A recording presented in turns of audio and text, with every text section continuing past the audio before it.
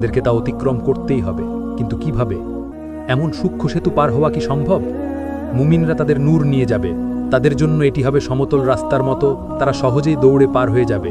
কিন্তু মুনাফিকরা আটকে যাবে মাঝপথে, তাদের নূর নিভে যাবে, ফলে তারা অন্ধকারে পড়ে থাকবে। আর কাফেরদের কোনো নূর নেই, তারা এক পাও ফেলতে পারে না, তারা হোঁচট খায়, পড়ে যায়।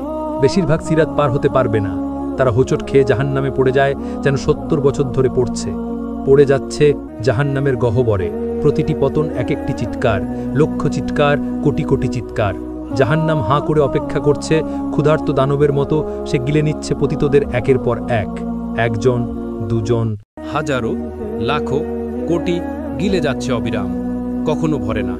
আল্লাহ তখন জিজ্ঞেস করবেন, তুমি কি ভরে গেছ?